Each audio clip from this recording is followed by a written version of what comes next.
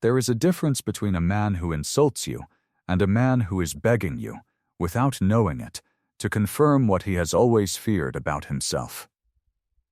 The first kind is just rude. You have met that man 1,000 times. You shake it off, you move on, you go home, and you sleep fine. But the second kind is something else entirely. The second kind is a man who needs you to break so that he can go on believing in a world that only works if you are smaller than he is. He doesn't know that's what he needs. He would swear to you on a Bible that he doesn't. But you can feel it coming off him the moment he steps into the room. This low, quiet hunger to be proven right about who you are. The man on my stage that afternoon was the second kind. And by the time I figured that out, by the time I understood exactly what he was looking for when he looked at me, I had already decided what I was going to give him instead. I have been a black man in America for 67 years. I have hosted television in front of live audiences for more than 2 decades. I have been called things in green rooms and parking lots and first-class cabins that I have never repeated out loud in front of my children.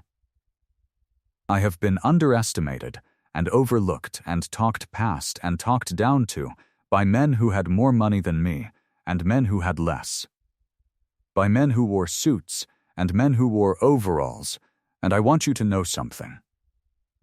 None of it surprised me anymore, but this one was different. This one was different because of what happened after. Because of the woman sitting at that contestant's podium. Because of what her eyes did when he said those words on live television. That's what I want to tell you today. 3 things. I want to tell you what happened before the cameras started rolling. I want to tell you what I said, the exact words, in the exact order, because the number attached to that moment says something I could not have planned. And I want to tell you what happened in a hallway off the studio floor that nobody filmed and that I have not talked about publicly until right now. Stay with me. Subscribe right now and turn on the bell. Because the answer I gave that man was not loud, it was not angry, and it was not the answer he came to my stage looking for. But it was the only one I had left to give. It was a Wednesday. Late October. The kind of afternoon in Los Angeles where the light goes flat and gold all at once and you can smell the Santa Ana winds starting up somewhere past the hills. My stage manager, a man named Ray, 14 years with me, 14 years of watching every kind of person walk through that contestant's entrance. Ray came to me before the taping began. He didn't knock. He pushed the dressing room door open just enough to put his face through it. The way he does when something is genuinely wrong. You need to know something about the gentleman in Bay 2, he said. I asked him what kind of something. He asked me 3 times whether you were actually hosting today, Ray said. Not like he was confused, like he was hoping for different news. Ray has been doing this long enough that he doesn't raise flags unless there's a fire. I told him I heard him. I told him to keep an eye. He nodded and closed the door, and I sat there for a moment with that information. And then I did what I always do. I told myself it wasn't my business. I told myself to go do my job. Lord, forgive me. I let it go. His name was Gerald. Gerald Whitmore. He walked out with the look of a man who had always been allowed to walk into rooms first. 63 years old, maybe 65. A sport coat in that dark navy that costs $4,000 because of what they don't put in it. No lining, no structure, just fabric that drapes like it was poured over his shoulders. A watch on his left wrist that I recognized. The kind you don't buy, the kind you inherit or have commissioned. He rolled it with his right thumb, slowly, back and forth, the way certain men touch expensive things to remind themselves that the things are real. His handshake was 2 pumps too many. His eye contact held 3 seconds past comfortable. He was polite, sober, the picture of Southern gentility. He smiled with his whole face. He used the word ma'am to every woman on the production staff who walked by him. On the surface, he was exactly the kind of man you'd sit next to at a charity dinner and have a perfectly pleasant conversation with and remember nothing about afterward. But there was something underneath all that pleasantry, something that didn't quite match. The kind of stillness a man gets when he is not relaxed but is performing relaxation very, very well. Not arrogant. Worse than arrogant. Certain, I noticed it. I noted it. I moved on. She walked out second. Her name was Deja. 27 years old. A kindergarten teacher from Macon, Georgia, Gerald's daughter-in-law, married to his son Marcus for 3 years. She was dressed in a yellow blouse and dark slacks, and she wore her hair pinned up with one strand that had escaped near her left ear. She should have looked bright. Yellow does that. It catches the studio light, and it gives a person a glow that comes through on camera. But Deja walked out the way someone walks when they have been told to smile so many times that the instruction has become its own kind of exhaustion. Her chin was down just slightly. Not depressed. Not visibly upset. Just tucked. The way you carry your chin when you have learned that looking up too quickly in a room like this, in front of a man like that, costs you something you can't always afford to pay. Her hands were folded in front of her. Not nervously, carefully, the kind of careful that isn't a personality, it's a practice. She glanced at me once when she walked out, just for a half second, and I saw something in that glance I have seen before and will never get used to seeing. The measuring look, the quick, quiet calculation of whether the person in front of you is the kind who is going to add to the weight or help you carry it. Something is wrong with this woman. I could feel it in my chest the way you feel a change in the weather before the clouds come. Something is real wrong here. But I had a show to tape. Lord forgive me. I let it go. The first few rounds of that taping, Deja was extraordinary. I mean that word precisely. Extraordinary. Beyond what the ordinary would account for. She answered questions the way students answer questions when they have stayed up late and cared deeply and shown up ready, and you could physically see, the tension beginning to leave her face. Round by round. Question by question. She was quick. She was sharp. She got the family on the board early, she kept them there, and by the end of the second round she was buzzing in before I had finished reading the question. The audience started leaning forward. They could feel it too. For those few minutes, just a few precious minutes, I watched something beautiful happen. I watched the fear melt right off her face. Not gone. Just receding, like a tide going out. You could see it in the corners of her eyes, that small crinkle a person gets when they are truly smiling and not performing a smile. For the first time since she had walked out onto that stage, this young woman looked like she was breathing. It was the best part of the taping. For me. I know that now. Gerald was loving it. He was slapping the podium and raising both arms and turning to face the audience with this enormous grin. That's my daughter-in-law. You see that? That's my Deja. She's something, isn't she? He was soaking up every drop of reflected light. Not proud of her, performing ownership of her.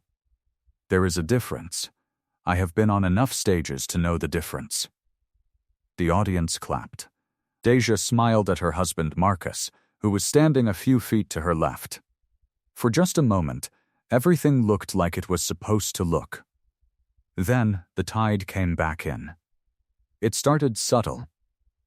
Between the second and third round, during a break in taping, I was adjusting my cue cards when I heard it. Not the words, just the tone. A murmur from Gerald's direction, low and dismissive, aimed at Deja. She absorbed it the way she had learned to absorb things, without flinching. But her chin went back down. When the third round began, something had shifted. The crinkle was gone. She was still answering, still performing, but the lightness had left. She missed 2 answers she should have gotten. Gerald's responses to the misses were just barely on the polite side of the line, a soft exhale, a slight shake of the head. The kind of reaction a man offers when he needs you to know you've disappointed him, but needs the room to believe he's being gracious about it. I watched it. I watched the audience start to watch it. I watched one of the production assistants on the far side of the stage, a young woman named Keisha, take one slow step backward, the way you step back when you sense something is about to fall. By the end of the third round, you could feel it. The room had gone careful, that specific, particular careful that people get when they sense that someone in the group is about to be humiliated and nobody has yet decided what to do about it. And then, we hit the fourth round. Now, before I tell you what he said, and I am about to tell you, I am not going to make you wait. I want you to do one thing for me. Drop one word in the comments, right now. Just one. Whatever word is sitting in your chest as you're listening to this. Drop it. And then, come right back. Because what happened in that fourth round is the part that the clip doesn't fully show, and the clip has been seen by more than 4 million people. The fourth round category was famous performers. Simple, standard, the kind of category that gets a room loose and laughing. I read the first question. Deja got it. The audience clapped. Gerald said nothing. I read the second question. It was about comedians, about hosts, about the long history of variety entertainment in America. Deja buzzed in. She gave a solid answer. Solid, not perfect, but solid. 5 points. The audience responded, and Gerald, standing at that podium with his $4,000 jacket and his inherited watch, Gerald leaned slightly forward and said it loud enough for the microphone and the front 6 rows to catch every word. Well, he said, even a black clown can get lucky every now and then. The sound I will never forget. Not the words themselves. The sound of the air going out of that room. It cuts through 400 square feet of television, staging the way cold water cuts through sleep. Instantly, completely, no preparation possible. Dead silence. A studio audience of 200 people, and you could hear the sound system humming in the overhead rigs. You could hear someone near the back of the house shift in their seat. You could hear the kind of silence that 200 people arrive at the exact same instant. The silence of people who have just realized, at once, that they have lungs. Deja's face. I will not try to describe what her face did. I will just tell you that she did not cry. She had, I think, used up that particular response a long time ago. What she did was go still. The way a person goes still when something confirms a fear they had been hoping was wrong. Marcus, her husband, Gerald's son, put his hand on the podium in front of him. Not on her, on the podium. He looked at his father. He didn't say a word. Keisha, my production assistant, had both hands covering her mouth, and Gerald stood there with the same pleasant, civil expression he had worn all afternoon, rolling that watch between his fingers. As if what he had said was merely accurate, as if the word clown was just a word, as if black was just an adjective, as if I was not standing 6 feet away. 12 seconds. I have watched the tape since. I know the count. In 12 seconds, I had a career's worth of sentences ready to go. I have been a comedian for more than 40 years. I have a drawer full of responses that can turn a man into ash on a public stage and do it so cleanly that the audience doesn't even feel the cut until the scene is over. I had 3 of them loaded and ready in those 12 seconds. But I knew what that road looked like. I have watched other people take it. The clip runs. The internet applauds. And in 6 weeks you are still the one who turned a game show into a fight, and he is still the one who got to say what he actually believes with no real consequence. Because the consequence was actually yours. That was the first wave. The part of me that wanted to be sharp and loud and devastating. Then the second wave came. My father. He worked the graveyard shift at a Ford assembly plant in Cleveland for 31 years. I mean, he worked it, iron and oil and the kind of exhaustion that gets into the joints and stays. He never once complained in my presence. He didn't sit me down and deliver lessons. He lived them. But when I was 9 years old, sitting at the kitchen table struggling with a school project, he came in from a shift and set his lunch pail down and sat across from me and said something I have carried for 58 years. He said, "Son, when a man tries to make you feel like less than what you are, the worst thing you can do is show him it's working. Because the moment you do, the moment you flinch, he gets to tell the story the way he wanted to tell it from the beginning." I did not flinch. And then the third wave. I looked across the stage to the left side of the audience, front row. A woman, 68, maybe 70 years old. Gray hair, reading glasses pushed up on her forehead, a church dress blue. She had been clapping for Deja this whole taping, the way grandmothers clap. Not for the show, but for the person. When Gerald said those words, she had put her hands flat on her knees, and she was looking at me. Not at Gerald. Not at Deja. At me. And her eyes said the thing that older black women's eyes have always been able to say without a single word. I have been in this room my whole life. What are you going to do? I made a decision. I set my cue card down. Slowly, the way you set something down when you are completely finished with what it was for. I walked toward Gerald Whitmore. Every step deliberate. Not rushing. Not performing.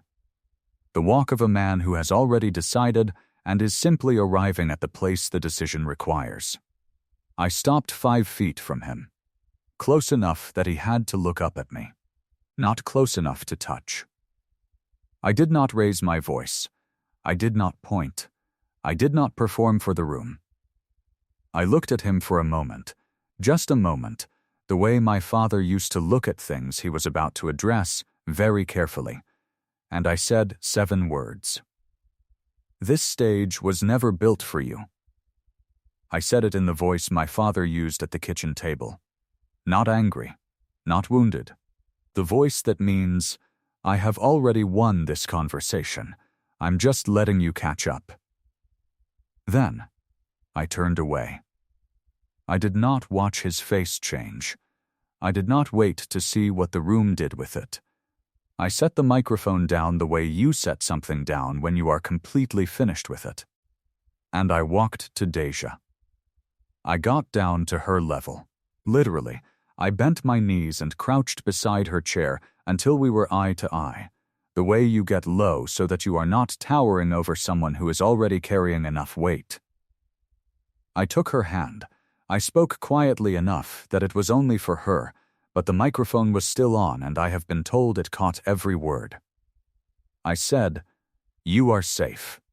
Nothing else is going to happen to you today. Not on this stage. Not in this room. I give you my word, Deja. You hear me? My word." She looked at me for a moment. And then she nodded. One small, sure nod. 200 people rose to their feet. Not for the show, not for me, for her. They rose for the woman in the yellow blouse with the escaped strand of hair, who had answered questions brilliantly and been called a clown anyway, and who had sat with her chin down for just long enough. The kind of silence we'd had 6 minutes before was gone.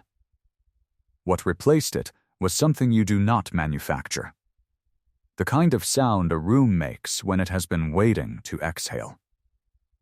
Gerald Whitmore stood at his podium. The watch was still. His hands were flat on the surface in front of him. He did not speak. Marcus, his son, had moved to stand beside Deja. He had not gone to his father.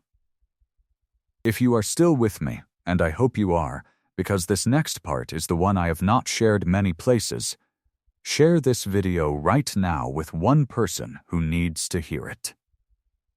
One person. You know who. Then come right back, because what happened in the hallway off that studio floor is the part of the story that nobody filmed. The taping stopped. Production suspended. Gerald was escorted from the stage by 2 members of our security team, not roughly, not publicly, and taken to a holding room off the main corridor. Standard procedure when something like this happens. I walked with Deja and Marcus to the green room. Green room at that studio is nothing special. A couch, a mini fridge, a table with catering leftovers nobody ever touches. But it was quiet, and it was away from the floor. Marcus sat beside her. He kept saying her name. Deja. Deja, I'm sorry. I'm so sorry. She kept saying it was fine. The way people say something is fine when they have spent years making things fine and don't know how to stop. I sat in the chair across from them, and I asked her one question. How long has it been going on? She looked at Marcus. And then, she looked at me. Since the wedding, she said. Not loud. Not dramatic. Just honest.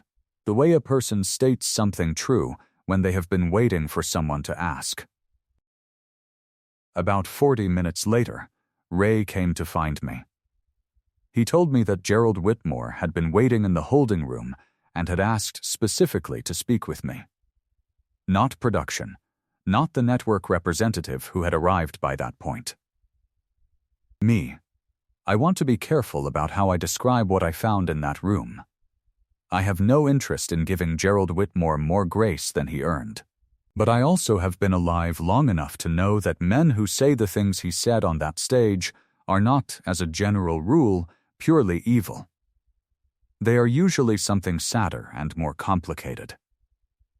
Men carrying beliefs they inherited so long ago that the beliefs feel like biology.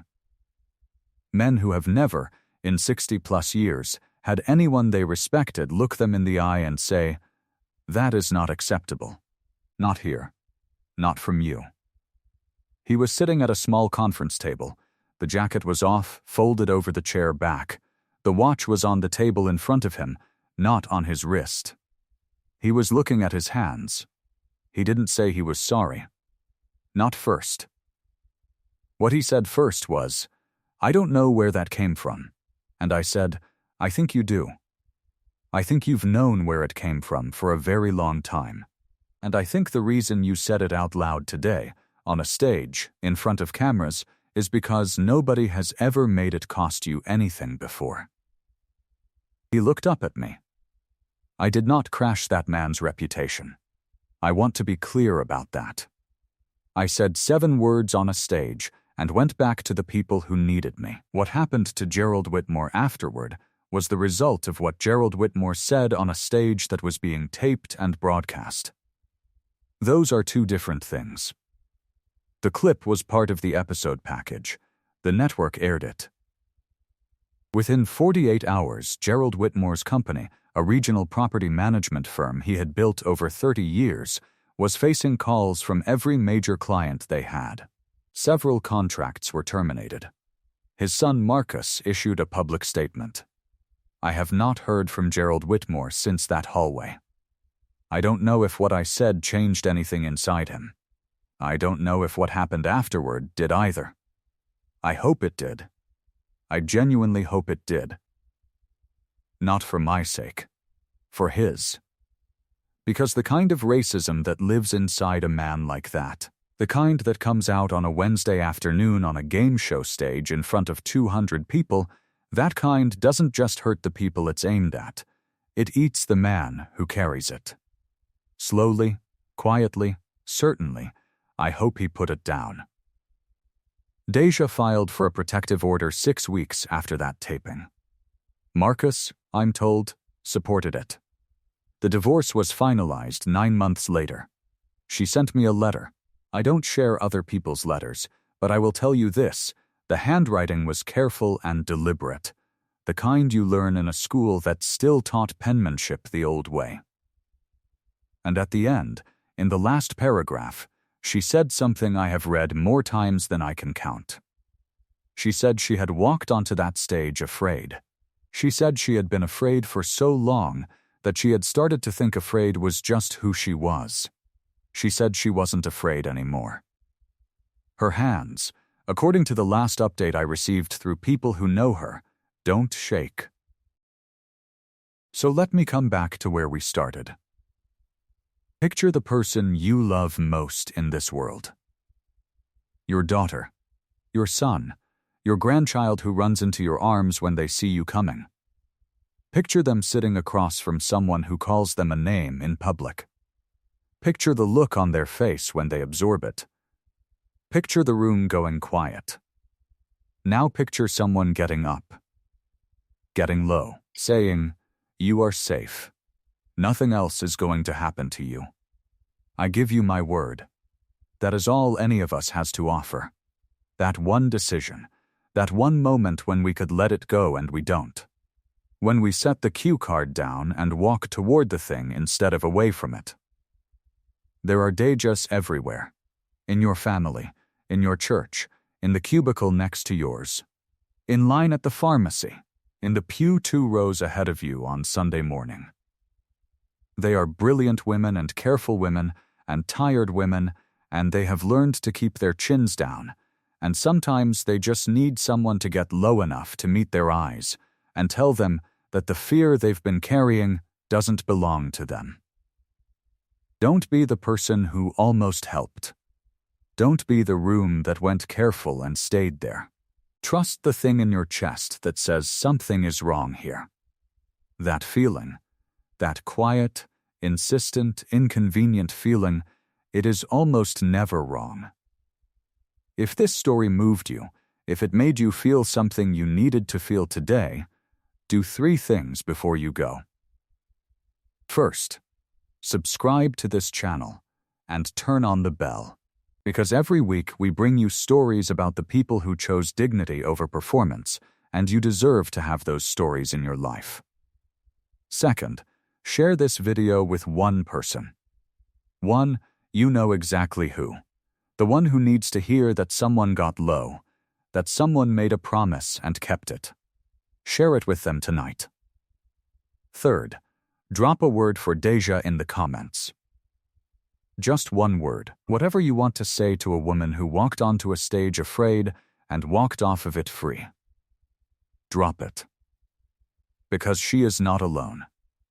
And someone scrolling through those comments later tonight needs to know that good people are still out here. God bless Deja. God bless every woman out there who has been called something she isn't and made herself small trying to survive it. You are not small. You never were. Thank you for staying with me until the very end. I'll see you in the next one.